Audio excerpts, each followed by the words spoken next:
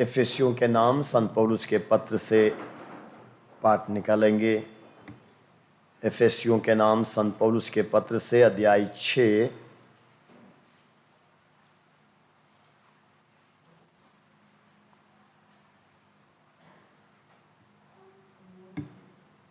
वचन 11 से लेकर वचन 18 तक।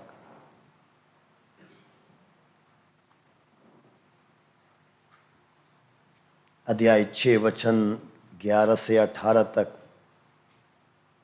आप ईश्वर के अस्त्र शस्त्र धारण करें, जिससे आप शैतान की धूर्तता का सामना करने में समर्थ हों, क्योंकि हमें निरे मनुष्यों से नहीं बल्कि इस अंधकारमय संसार के अधिपतियों, अधिकारियों तथा शासकों और आकाश के दुष्ट आत्माओं से संघर्ष करना पड़ता है।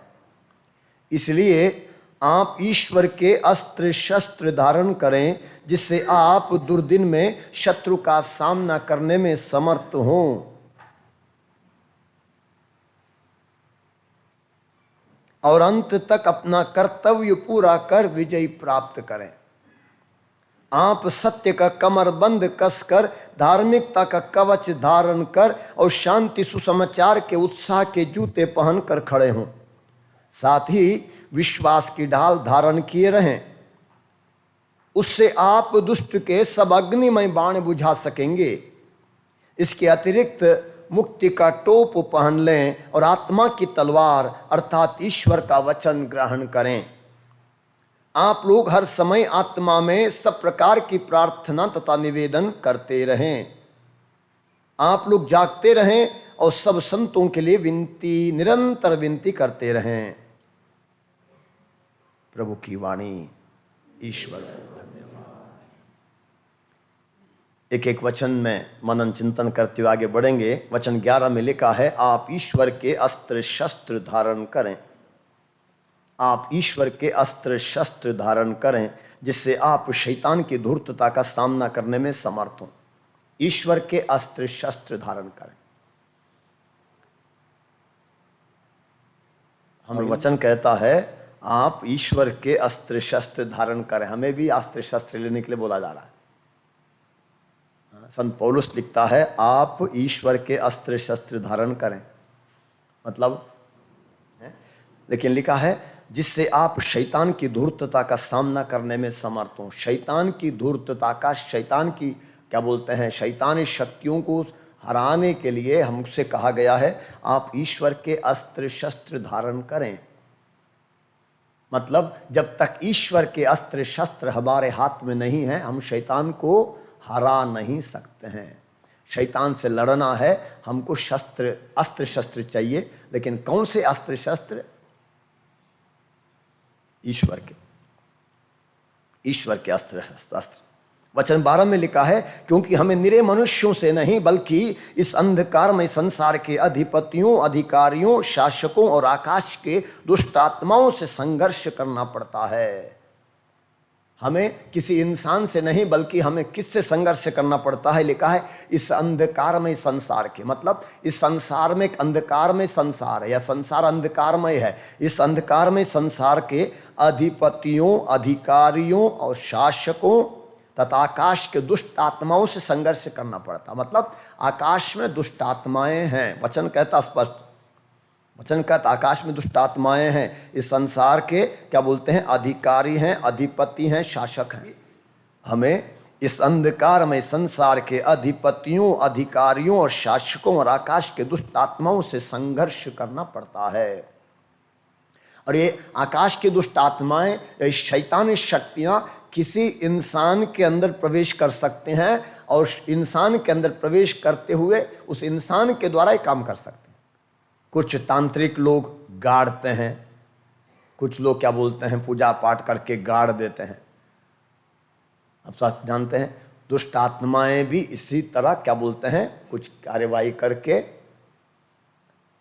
जाके किसी के घर में, किसी के जमीन में गाड़ सकती हैं।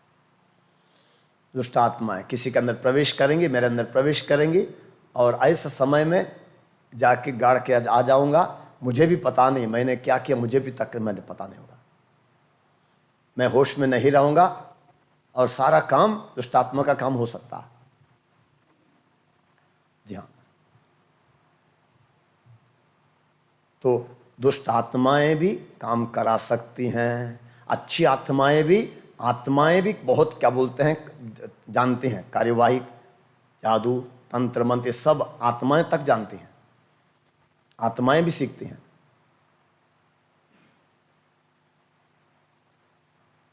क्या बोलते हैं, मेरे यहाँ आत्माएं आती हैं, बस ऐसे कर देती हैं, सुला देती हैं, ऐसे करके सुला देती हैं, बस तब। मैंने कई बार देखा है मेरे साथ, जब परेशान उनको चापुल में लेटा देते हैं और चापुल में लेटा के मैं भी दरवाजे पे सो जाता हूँ, बस ऐसे कर दी, जो जागे वो सारे लोग ये सो गए।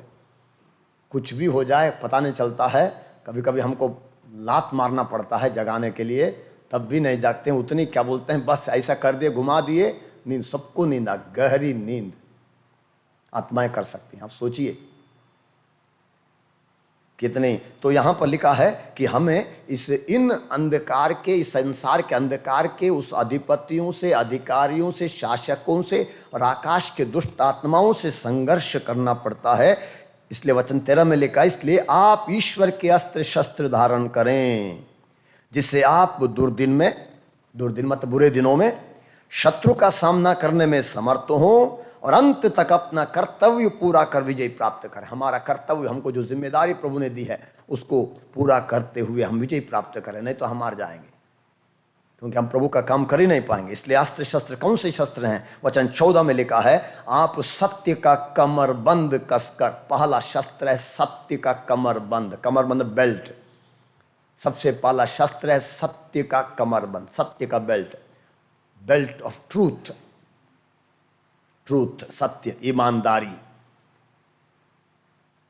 ईमानदारी बहुत बड़ी क्या बोलते हैं, बड़ी आशीष है ईमानदारी में, बड़ी आशीष है ईमानदारी में। इसलिए प्रभु यीशु ने लूका रचित सुसमाचार अध्याय 16 में प्रभु यीशु ने कहा, जो छोटी से छोटी बातों में ईमानदार है वो बड़ी बातों में भी ईमानदार है, जो छोटी से छोटी बातों में बेईमान है वो बड़ी बातों में भी बेईमान है।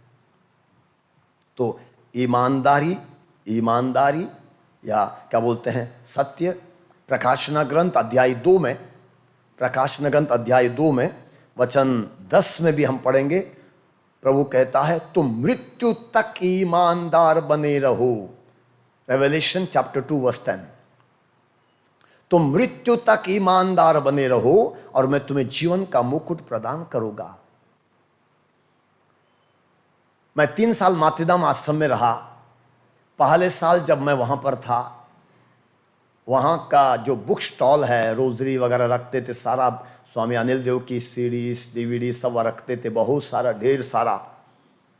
एक साल जब पहले साल मैं देखता था, इतना सब बेचा जाता था। स्वामी जी जब जाते थे, इसे झारखंड, उड़ीसा, छत्तीसगढ़ आते थे, मैंने स्वयं पैक किया है, 1 लाख 1.5 लाख का सामान लेके आते थे और वापस सारा खाली हो जाता था। सब कुछ लोग खरीद लेते थे, किताबें, सीडी, डीवीडी। और इस इलाके के लोग, आदिवासी बेल्ट के लोग बहुत पसंद करते हैं, डीवीडी हो, किताबें हो, कुछ भी लाए खत्म हो जाता, फटाफट खत्म हो जाता। और वैसा ही होता था। और सोचिए कि एक बार महीने में 2 बार 4 बार जाते हैं, कितना पैसा आता है। लेकिन मैं देखता था कोई पैसा नहीं, स्टॉल में कोई पैसा नहीं, स्टॉल ऐसे ही पड़ा हुआ था, कोई लेखा जोखा कुछ भी नहीं। स्वामी जी लाते थे, सारा पैसा ला के दे देते थे, क्या होता था कुछ भी नहीं पता। मैंने एक दिन बोला स्वामी जी से, स्वामी जी स्टॉल हमको दे दीजिए, मैं देखभाल करूंगा। स्वामी जी ने कहा था, I don't believe in diocesan priest. जी हाँ।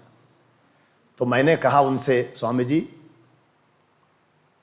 Religious priest take the vow of poverty, but we Diocesans keep the vow of poverty.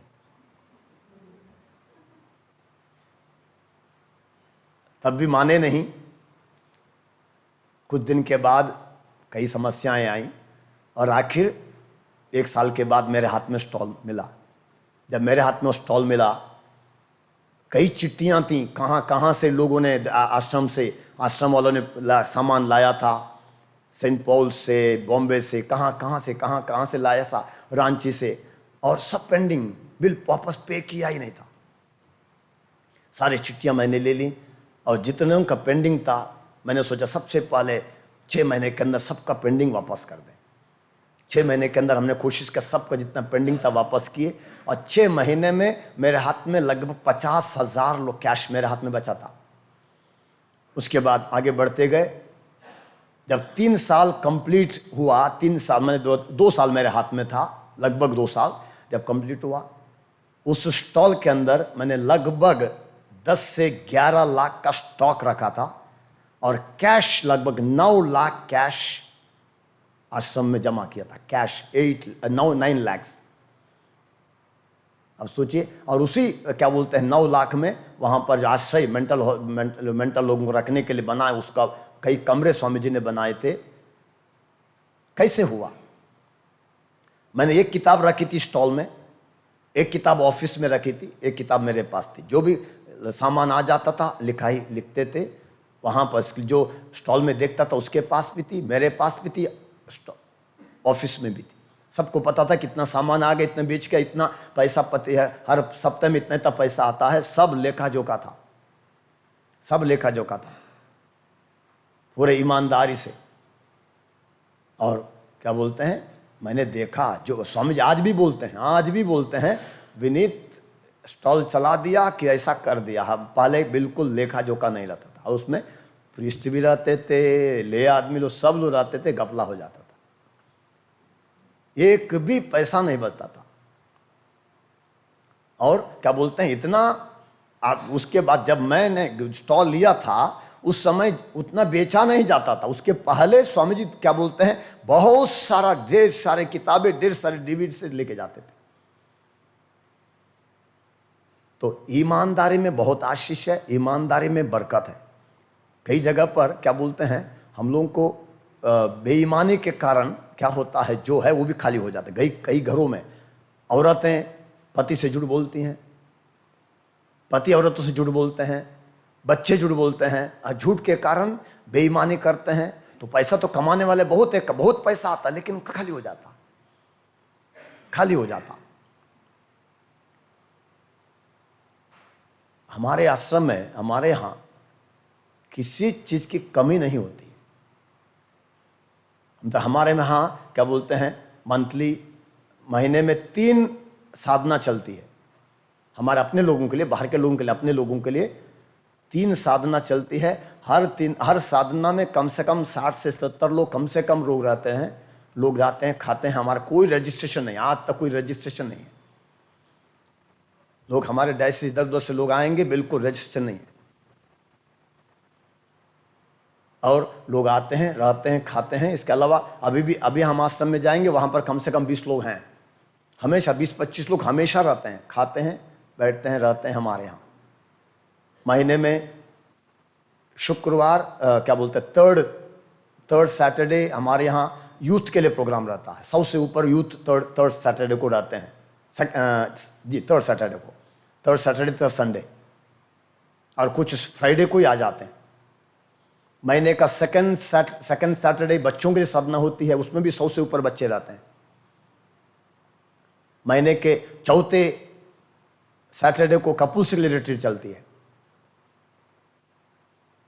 और तब भी क्या बोलते हैं, इतना खर्चा होता है, इतना खर्चा, महीने में कम से कम 4 गैस सिलेंडर चाहिए हमको। लेकिन कहां से आता है, कैसे जाता है, बिल्कुल क्या बोलते हैं, बिल्कुल समझ नहीं पाते हैं। खर्चा हो जाता है, खर्चा आ जाता है। कभी कम भी पड़ गया, कहीं ना कहीं से कोई ना फोन करके बोल देता, फादर जी आपका अकाउंट नंबर दे दीजिए। विशेष इस इलाके से बहुत सारे लोग हैं जो कभी ना कभी कुछ ना कुछ देते रहते हैं। आज भी एक भाई रांची का अनिल नाम का, अनिल लकड़ा, उसने 800 रुपये मेरे खाते में डाला है। एक ईश्वर सिंह है, कल या परसों उसने 1000 रुपया डाला। तो इस तरह कोई ना कोई डालता है और काम चलता है। इसलिए मैं बिशप पर निर्भर बिल्कुल होता ही नहीं हूँ, मैं किसी पर निर्भर होता नहीं हूँ। प्लान बना दिया, मैं ये नहीं कि बिशप से पूछ के कि क्या करूँगी कि नहीं करूँ, बिशप मदद करेंगे कि नहीं करेंगे, बिल्कुल नहीं। पूरा भरोसा प्रभु पर है, प्रभु करता है।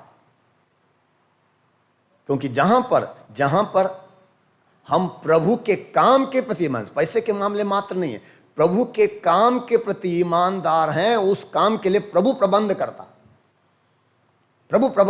है।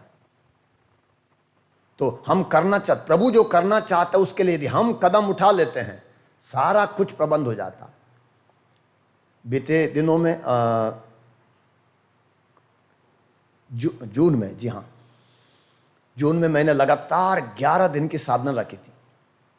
4 दिन जवानों के लिए, यूथ के लिए, 4 दिन बच्चों के लिए, 3 दिन कपल्स के लिए।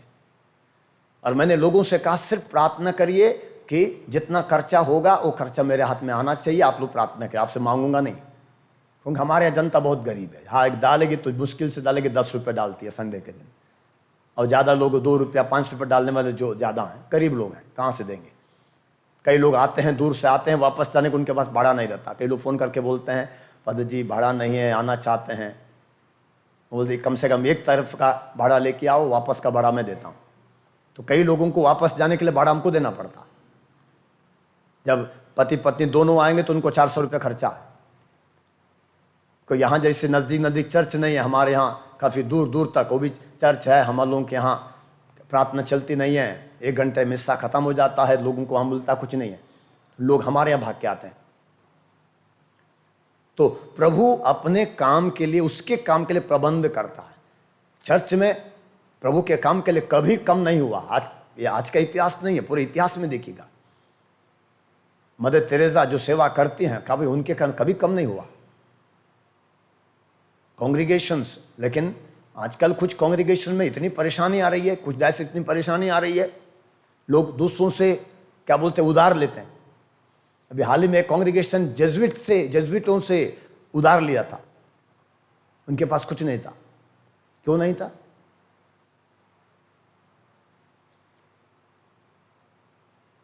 कई फादर लोग सोशल वर्क सेंटर में, सोशल वर्क में लगे हुए थे, इतना घपला कर दिए कि क्या किए नहीं पता, करोड़ों में। और प्रभु ने इतना क्या बोलता अभिशाप दे दिया कि पूरा कॉन्ग्रीगेशन परेशान था, पैसे के लिए परेशान था। मैं बताऊंगा नहीं कौन सा कॉन्ग्रीगेशन। तो होता है जब हमारे अंदर ईमानदारी नहीं है, प्रभु आशीष बिल्कुल नहीं देता है। वचन में सूक्ति ग्रंथ अध्याय 3 वचन 3 में लिखा है, सूक्ति ग्रंथ प्रोवर्ब्स 3:3 प्यार और ईमानदारी को अपने से अलग नहीं करो, उन्हें गले में बांध लो। प्यार और ईमानदारी को अपने से अलग नहीं करो, उन्हें गले में बांध लो। ईमानदारी को गले में बांध लो मतलब ईमानदारी हमारे करीब होनी चाहिए। उसी सूक्ति ग्रंथ अध्याय 21 वचन 21 में, प्रोवर्ब्स 21:21, जो न्याय और ईमानदारी की खोज में लगे रहता है उसे जीवन, न्याय और सम्मान प्राप्त होगा। जो ईमानदारी की खोज में लगे रहता है, जो ईमानदारी में चलता है, उसको 3 चीजें मिलेंगी, न्याय, सम्मान और जीवन। जीवन, न्याय और सम्मान प्राप्त होगा।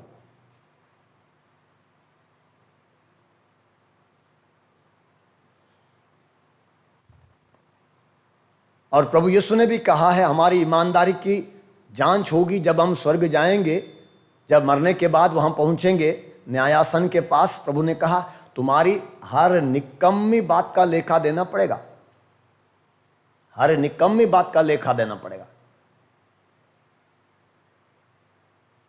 तो पहला शस्त्र है ईमानदारी, पहला शस्त्र है ईमानदारी।